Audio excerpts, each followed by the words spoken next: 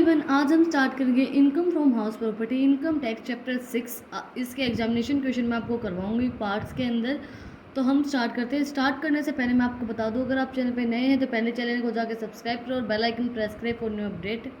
तो आज का चैप्टर है income from house property chapter 6। सबसे पहले इसका introduction. Income from house property क्या होता है? ये सेकंड हेड के अंदर आता है। इनकम टैक्स के अंदर जो सेकंड हेड होता है उसके अंदर एज पर section 22 the annual value of property consisting of any building और land appropriate thereto be which assist the owner of to be chargeable in the income tax under the head of income house property. But if any such property is used for the purpose of business or profession carried by owned by the property of which is chargeable in the income tax, the annual value of such property is not chargeable to income tax under this head. अगर आप जो property है उसको business या profession के लिए use करते हैं तो वो उसके ऊपर कोई टैक्स चार्ज नहीं किया जाएगा, वो चार्जेबल नहीं होगी इनकम टैक्स के अंदर। इसके बाद if lighting of the house property is essential and beneficial for the main business then it will be deemed uses for the business और profession and it becomes shall not be taxable under this head profit and gains of the business profession for जब अगर आपके lights का bill है या बिजली मतलब light का बिल है, वाटर बिल है या कोई भी बेनिफिशियल चार्जेस हैं, बेनिफिट आप ले रहे हो बिल्डिंग से, जो लाइट बिल आता है वो बिल आता है, अगर अब आप वो मिल रहे हैं आपको बिजनेस के लिए यूज़ कर रहे हो आप उनको, तो आपको वो जो आपकी बिल्स हैं उसके ऊपर कोई टैक्स नहीं लगेगा, वो चार्जेबल नहीं होंगी। For example staff quarter let out to the employees, buildings let out to the bank, post office, police station etcetera. जैसे कि जो स्टाफ को क्वार्टर मिलते हैं एम्प्लॉयज़ को, जैसे कि आपको पता भी होगा जो आर्म फोर्सेस के अंदर होते हैं, जो गवर्नमेंट एम्प्लॉयज़ होते हैं उनको क्वार्टर मिलते हैं उनकी फैमिली को रखने के लिए। तो वो जो क्वार्टर होते हैं उनके ऊपर जो वो उनको जो प्रॉपर्टी वो बिज़नेस के लिए दी गई है, उनके प्रोफेशन के लिए दी गई है, वो उनका प्रोफेशन है, वो आर्मी के अंदर है या फिर कोई भी गवर्नमेंट जॉब के अंदर है, तो उनको जो क्वार्टर मिलते हैं वो उनको अपने प्रोफेशन के रिगार्डिंग मिले हुए हैं, तो उसके ऊपर कोई भी टैक्स चार्ज नहीं किया जाएगा। Only owner of the house property is liable to pay the tax under this head. जो ओनर होता है वही लाइबल होता है टैक्स पे करने के लिए इस हेड के अंदर। So the tax liability arise on the basis of the ownership and not the occupation और profession of the house property. जो लाइबिलिटीज़ होती है टैक्स लाइबिलिटी वो अराइज होती है सिर्फ ओनर के लिए, ना कि कोई ऑक्यूपेशन या प्रोफेशन के अंदर है उसके ऊपर कोई भी टैक्स लाइबिलिटी नहीं चार्ज की जाती है। उसके बाद to find out the income of the person under this head. अगर हमें इस हेड के अंदर जो इनकम होती है पर्सन की वो कैसे निकालेंगे? After this manipulating tax paid by the landlord और deducted to arrive the annual value from the annual value reasonable deductions are allowed to arrive at the income from the house property. These can be understood for the following performer. Annual value क्या होती है वो हम जो examination question करेंगे, first question यही है, what is annual value, तो उसके अंदर मैं आपको बता दूंगी एनुअल वैल्यू क्या होती है। इस अब कंप्यूटेशन ऑफ टैक्स लाइबिलिटी है फ्रॉम द हाउस प्रॉपर्टी। हम कैसे निकालेंगे टैक्स लाइबिलिटीज हाउस प्रॉपर्टी के थ्रू? सबसे पहले है gross annual value of the house property. जो ग्रोस एनुअल वैल्यू हो गया हाउस प्रॉपर्टी के, उसके अंदर से हम लेस करेंगे कल जो टैक्स पे किया है ओनर ने, और अनरिलाइज जो रेंट है उसको लेस करने के बाद हमारी एनुअल वैल्यू निकल आएगी। इसके अंदर से हम डिडक्शन लेस करेंगे 30% ऑफ द एनुअल वैल्यू। इसके बाद सेकंड पॉइंट है interest on loan related to previous year का लोन जो है वो उसके अंदर लेस हो जाएगा। उसके बाद अभी 1/5 of the interest pre construct period का है वो उसके अंदर से लेस हो जाएगा। उसके बाद taxable income from house property हमारी निकल आएगी। उसके बाद computation of GAV and NAV compute करेंगे। जीएवी और एनएवी म्यूनसिपल वैल्यू क्या होगी, मैंने रेंटल वैल्यू को डिटरमाइन करेगी म्यूनसिपलिटी। फेयर रेंट को क्या करेगी, फेयर रेंट क्या होगा, rent of similar type of building in the same locality. जो रेंट है सिमिलर टाइप ऑफ मतलब एक ही बिल्डिंग का सेम जो रेंट होता है सिमिलर टाइप ऑफ बिल्डिंग। उसके बाद स्टैंडर्ड रेंट क्या होगा, highest possibility rent as the जो स्टैंडर्ड रेंट होगा हाईएस्ट पॉसिबिलिटी रेंट जितना पे किया जाता है वो। उसके बाद MAV rent free rent fair rent जो होता है वो MAV which is ever higher, जो हमेशा हायर होता है। एक्सपेक्टेड रेंट जो होता है वो लोअर होता है विच इज़ लोअर, जिसको हम एक्चुअल रेंट बोलते हैं। विच इज़ हायर क्या होगा, determined by GAV. Municipal tax paid by the owners during previous year. Municipal tax जो होता है वो पेड किया जाता है ओनर्स के द्वारा प्रीवियस ईयर के अंदर। उसके बाद हमारी जो नेट वैल्यू है वो निकल आती है। अब हम स्टार्ट करते हैं एग्जामिनेशन क्वेश्चन। इसके define annual value. Annual value क्या होती है, how it is computed under different constitution के अंदर किन किन तरह से आप इसको डिफरेंट सिचुएशंस के अंदर आप किसे इसको कंप्यूट कर सकते हैं। स्टेट डिडक्शंस, कौन कौन से डिडक्शन अलाउड होंगे एनुअल वैल्यू के अंदर, ये एमडी यूनिवर्सिटी के अंदर और केयू यूनिवर्सिटी, डीयू यूनिवर्सिटी के अंदर क्वेश्चन पूछा गया है। उसके बाद है how do you will determine the annual value, आप एनुअल वैल्यू को कैसे डिटरमाइन करेंगे। एक ही क्वेश्चन को घुमा के बताया गया है कि एनुअल वैल्यू क्या होती है, उसकी डिडक्शंस, उसके अंदर कौन कौन सी कंप्यूटेशन होंगी, वही चीज़ें इसके अंदर पूछी गई हैं इन क्वेश्चंस के अंदर। जैसे इसमें भी दे रखा है इसी तरीके से, but do understand by annual value of the house property, explain provision of the tax relating to the computation of annual value of the house property. वही चीज़ें कंप्यूटेशन कैसे होगी, डिडक्शंस क्या क्या होंगी इसके अंदर, वो सब चीज़ें इस क्वेश्चन के अंदर हम करेंगे। एमडी यूनिवर्सिटी और सीडब्ल्यू यूनिवर्सिटी, डी यूनिवर्सिटी के अंदर ये क्वेश्चन पूछे गए हैं।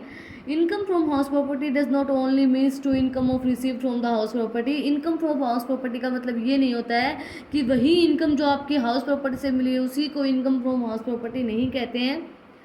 रेंटल इनकम जो होती है, rather it means amount of which building might reasonable by expected to the let from the year of 2 year, any income of SSC from the house property is calculated on the basis of annual value।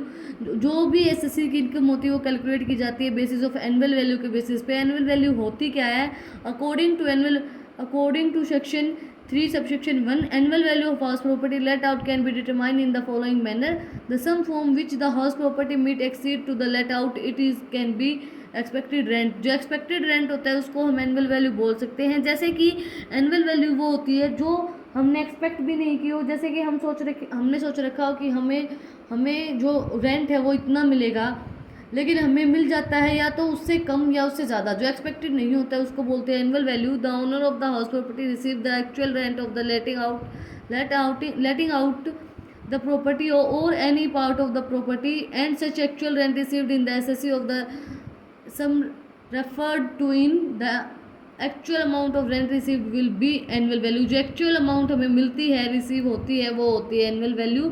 if any house property or any part of house property is let out and such property remains within during any time in the previous year and the amount of actual rent received in the less than the amount referred in, then in the case of the amount actual received will be the annual value। जो हमें actual amount मिलती है चाहे वो ज़्यादा हो चाहे वो कम हो उसको हम एनुअल वैल्यू बोलते हैं। अब डिटरमाइन कैसे करेंगे, determination of the expected rent, हम एक्सपेक्टेड रेंट को कैसे डिटरमाइन करेंगे, दो तरीके से करेंगे। Where standard rent was not been fix, जब स्टैंडर्ड रेंट फिक्स नहीं होगा तो म्यूनसिपल वैल्यू और fair rent which is higher, जो हायर होगा वही दिया जाएगा। और जब स्टैंडर्ड रेंट फिक्स होगा the value of determined by over said, और स्टैंडर्ड रेंट के द्वारा वैल्यू फिक्स की जाती है। Here standard rent which is fixed under the rent control, जो एक्ट के अंदर जो स्टैंडर्ड रेंट होता है वो फिक्स किया जाता है। Here it is necessary to consider the fact of expected rent can not be more than the standard rent. ये फैक्ट है कि जो एक्सपेक्टेड रेंट होती है वो कभी भी स्टैंडर्ड रेंट से ज़्यादा नहीं होती, बट कि it can be less to the standard rent, वो हमेशा लेस ही होती है स्टैंडर्ड रेंट से।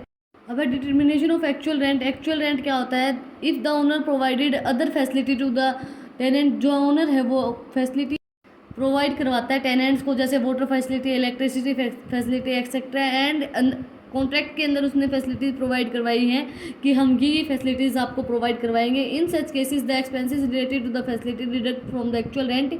जो ये फैसिलिटी प्रोवाइड करवाई जाती हैं, जो मतलब टेनेंट ने कॉन्ट्रैक्ट के अंदर बोल दिया है कि हम आपको वाटर की फैसिलिटी और इलेक्ट्रिसिटी की फैसिलिटी फ्री में मतलब कॉन्ट्रैक्ट के अंदर प्रोवाइड करवा रहे हैं, ये रेंट के अंदर इंक्लूड होगी, मतलब ये रेंट के अंदर इंक्लूड नहीं होगी, हमें आपको ये फैसिलिटी प्रोवाइड करवाई जा रहे हैं तो ये एक्चुअल रेंट के अंदर इंक्लूड नहीं होगी, इसके अंदर हम उस चीज़ की पे नहीं करेंगे।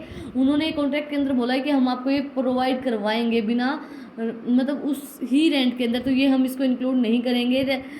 Residually value shall be considered as actual rent. जो रेजिडेबल वैल्यू होती है वो एक्चुअल रेंट के अंदर कैलकुलेट की जाती है।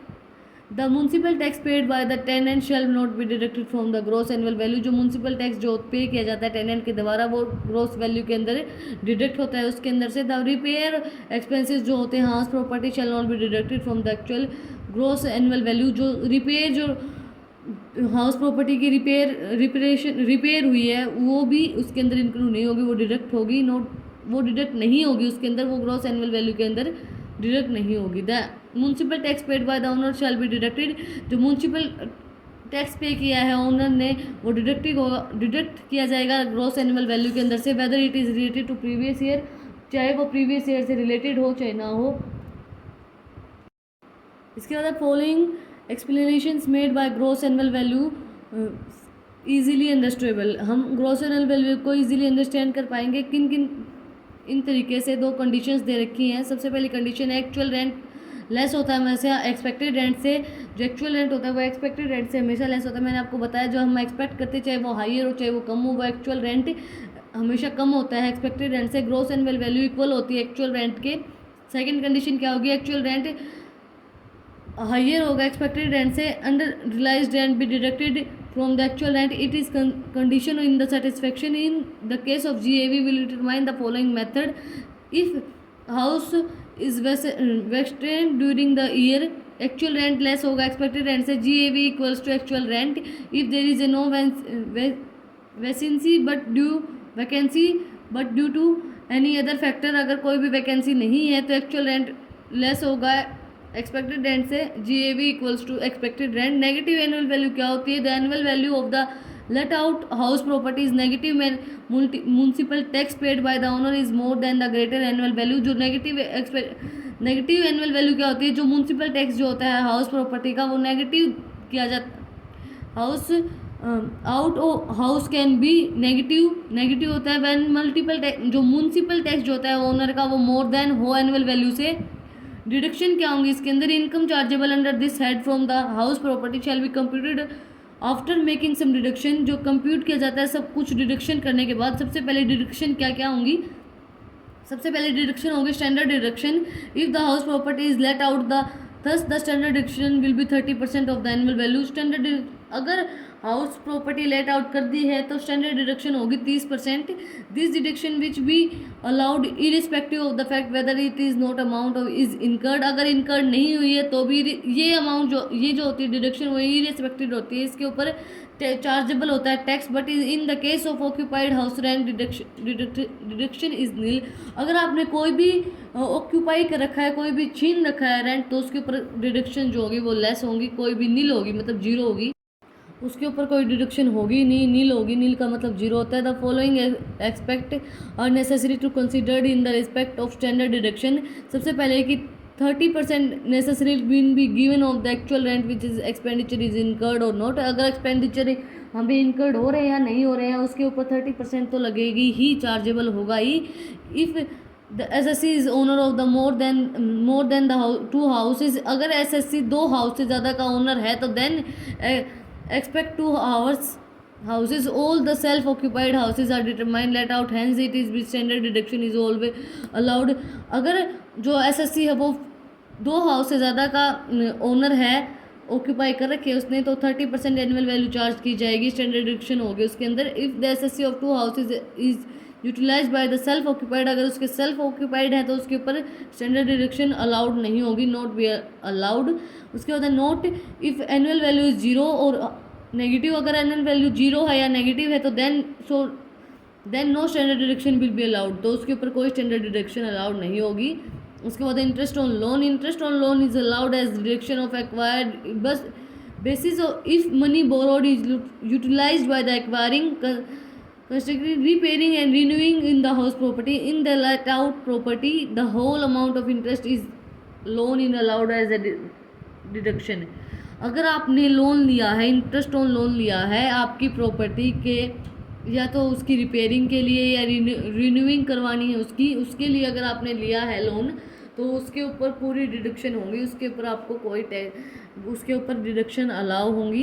Interest on loan taken in the repay के लिए या किसी भी हाउस प्रॉपर्टी के लिए लिया है आपने, इंटरेस्ट पेबल किया है तो उसके ऊपर आपकी डिडक्शन नहीं लगेंगी। No deduction will be given in the brokerage, अगर आपके पास ब्रोकेज हुई है, अरेंजमेंट करी है आपने लोन की तो उसके ऊपर कोई डिडक्शन नहीं लगेंगे, उसके ऊपर डिडक्शन लगेंगी, कोई भी आपको चार्ज नहीं देना पड़ेगा, उसके ऊपर कोई टैक्स चार्ज नहीं किया जाएगा। इंटरेस्ट पेबल आउटसाइड इंडिया, अगर आपने इंटरेस्ट पे किया है आउटसाइड इंडिया के अंदर विदाउट डिडक्शन, कोई भी डिडक्शन के of tax at source and in respect of which no person in India is treated as a agent। अगर आप ये सोचो कि आपका कोई भी इंडिया का पर्सन एजेंट की तरह नहीं ट्रीट किया जाए तो 25 shall be not always allowed as a deduction. तो 25% अलाउ नहीं किया जाएगा एज ए डिडक्शन। उसके बाद interest in relating to staff self occupied property. अगर आपने सेल्फ ऑक्यूपाइड प्रॉपर्टी है तो if the loan has been utilise to acquire a construct self occupied house property, interest on the such loan is allowed as a deduction up to maximize 33,000 per month, but it is a house property acquiring considered April 1, 1999 and such occupations or the construct is completed within the 3 year, the interest on loan will be deducted। अगर जो interest on loan है वो 2 लाख हो जाएगा instead of 30,000।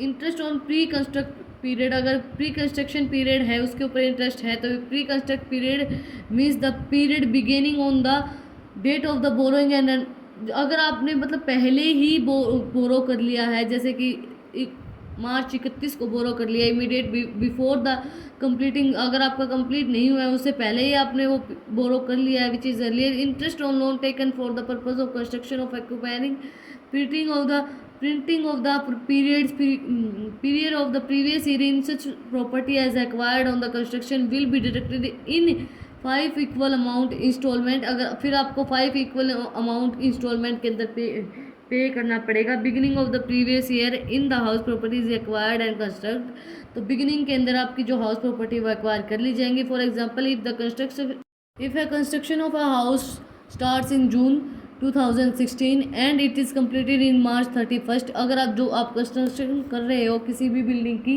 वो आपने जून में start किया और वो कंप्लीट हुई है 31 मार्च 2020 को, the entry interest of the previous year वो जो इंटरेस्ट ऑफ प्रीवियस ईयर वो क्या होगा 2019 और 20, क्योंकि आपने स्टार्ट तो कर दिया है 20 के अंदर जून के अंदर, और अगर आपने अब स्टार्ट कर दिया है आपने जून के अंदर, मतलब आपने स्टार्ट किया है 2016 के अंदर, लेकिन आपकी कंप्लीट कब हुई है 2020 के अंदर, तो आपकी जो पीरियड प्रीवियस ईयर कौन सा बोला जाएगा 2019 और 20 शैल बी डिडक्टेड, वो डिडक्टिव होगा, और जो असेसमेंट ईयर होगा वो होगा 2020 और 2021 एंड द इंटरेस्ट जो इंटरेस्ट पे किया जाएगा वो मार्च 31 से लेके 2020 shall be pre construct period उसको बोला जाएगा interest and it will be deducted in the 5 equal instalment, वो आपको 5 इक्वल इंस्टॉलमेंट पे करना पड़ेगा।